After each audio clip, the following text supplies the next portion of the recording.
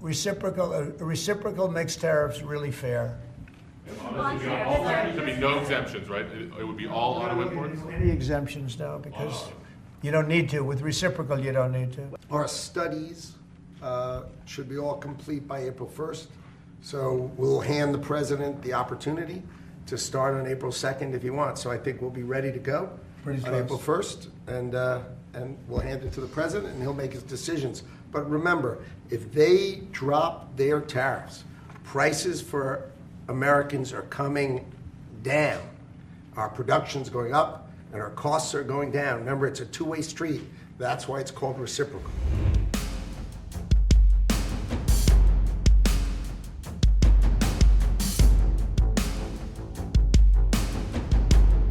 Go ahead. Go ahead, please. Mr. President, you are meeting Prime Minister Modi of India this afternoon. What kind of trade and tariff relations would you like to have with India, and what's the vision for India-US? Yeah, India traditionally is the highest, just about the highest tariffed country. They charge more tariffs than any other country. And, I mean, we'll be talking about that. But, again, whatever they charge us, we're charging them. So it works out very well. It's a beautiful, simple system. And we don't have to worry about, gee, we're charging too much or too little. But traditionally, India is right at the top of the pack, pretty much. There are a couple of smaller countries that are actually more. But India is a they charge tremendous tariffs. I remember when Harley-Davidson couldn't sell their motorbikes into India because of the fact that India, the tax was so high, the tariff was so high. And Harley was forced to build, I guess they built, I don't know, that was a while ago, but I think they built a factory in India in order to avoid paying the tariffs. And that's what people can do with us. They can build a factory here, a plant or whatever it may be here, and that includes the medical, that includes cars, that includes chips and semiconductors, that includes everything. If you build here, you have no tariffs whatsoever. And I think that's what's going to happen. I think our country is going to be flooded with jobs. What should consumers expect? Are prices going to go up short-term, well, long-term? Not necessarily. I mean, not necessarily. But I'll tell you what will go up is jobs. The jobs will go up tremendously. We're going to have great jobs for everybody. This is something that should have been done many years ago. China did it. I mean, China did it at a level that probably nobody's ever seen before. If you manufactured a car, you couldn't send it into China. The tariff was so high, so everybody went and they built in China. It was no big secret. So we're going to see, but it's going to mean tremendous amounts of jobs. And ultimately, prices will stay the same, go down.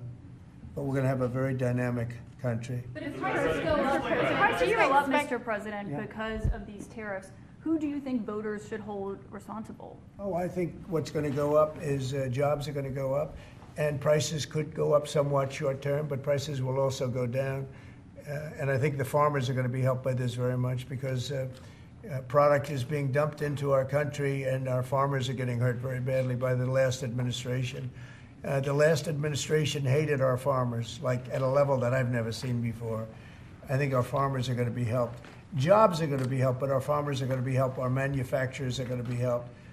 And again, if somebody wants to come in, including the car companies, if they want to come in and build car plants, they'll do it without tariffs, and therefore prices won't go up. There could be some short-term disturbance, but long-term, it's gonna make our country a fortune. So Americans should prepare for some short-term pain. No, possibly. You said that. I didn't say that. But if the prices go up, let's see what happens. Nobody really knows what is going to happen, other than we know that jobs are going to be produced at levels that we haven't seen before.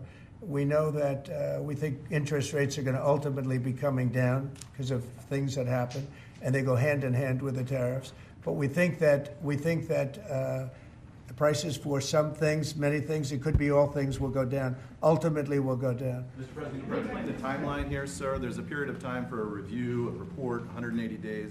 Sure. What's the earliest date that you think tariffs will actually be implemented and executed? Well, I would say maybe I'll ask Howard to answer that because he's going to be the one that's implementing. What do you think? Our studies should be all complete by April 1st. So we'll hand the president the opportunity to start on April 2nd if he wants. So I think we'll be ready to go on April 1st, and we'll hand it to the president, and he'll make his decisions. But remember, if they drop their tariffs, prices for Americans are coming down. Our production's going up and our costs are going down. Remember, it's a two-way street. That's why it's called reciprocal. Have you spoken to any American CEOs directly about this? Are they calling you and asking I've for spoken to exemptions, many, for and example? many love it. And they say this is going to be the thing that makes our country really prosperous again. And this is going to be what pays down to $36 trillion in debt and all the other things. And this is going to be, this is an amazing day.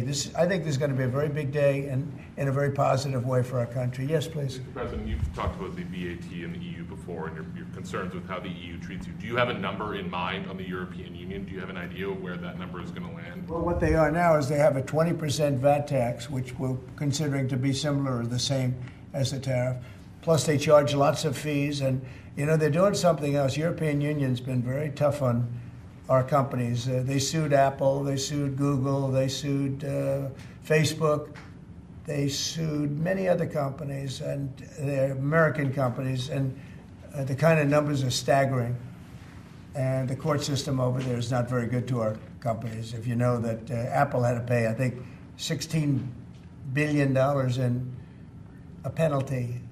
A court case that was really shocking because most people thought they would have won that court case, people that watched it.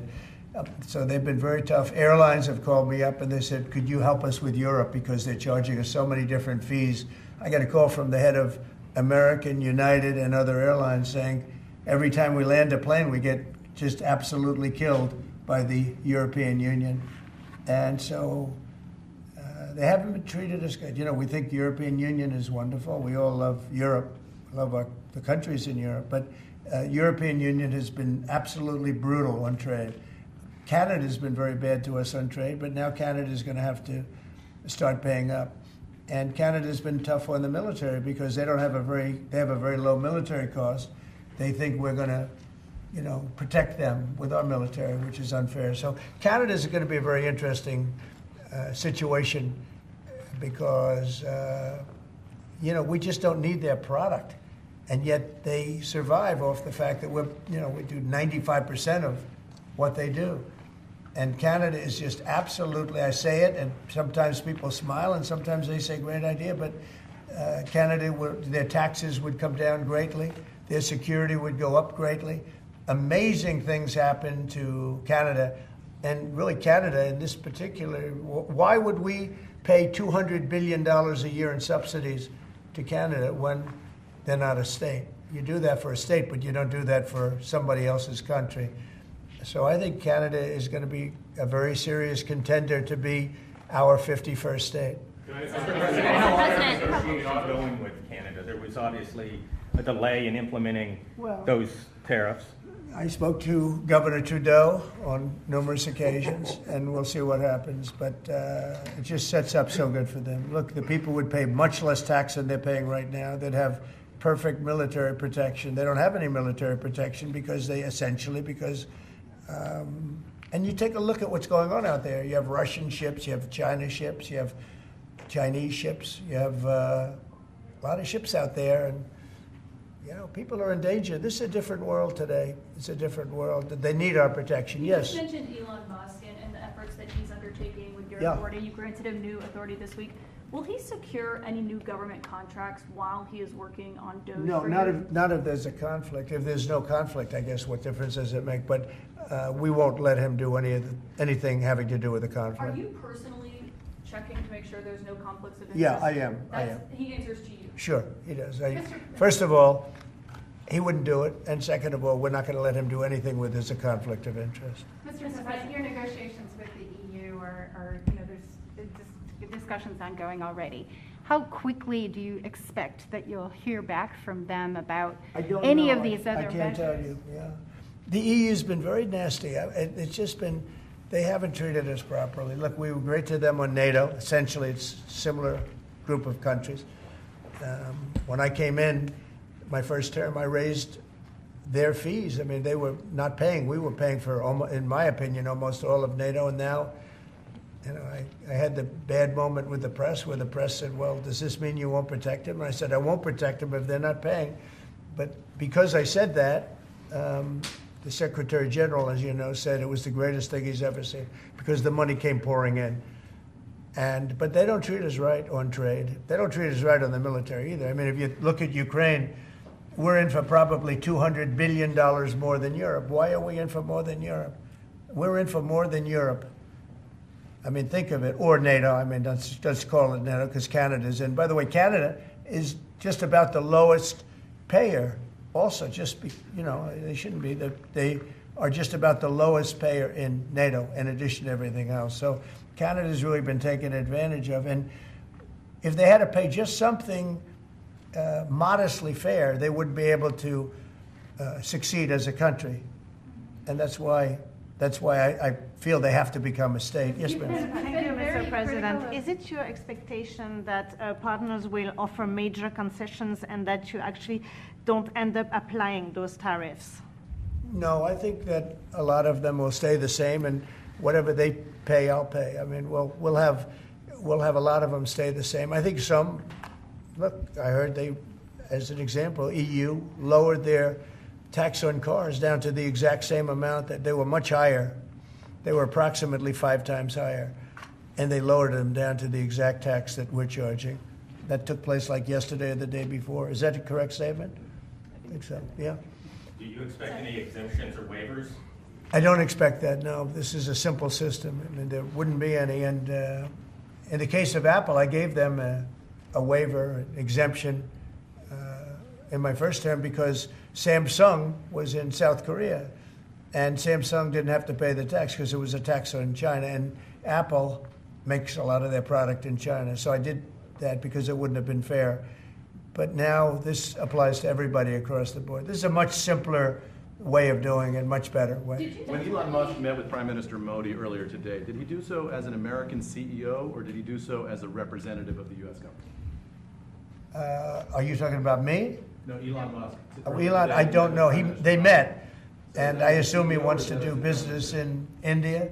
But India is a very hard place to do business in because of the tariffs. They have the highest tariffs just about in the world, and it's a hard place to do business. No, I would imagine he met possibly because he's running a company. He's doing this as something that he's felt strongly about for a long time because he sees what's happening and he sees how the country is really being hurt badly by all of the fraud, waste, and abuse. Yeah. So how does Modi know whether he's meeting with a CEO or meeting with a representative of your government? Well, he's meeting with me in a little while, so I'm going to ask him that question.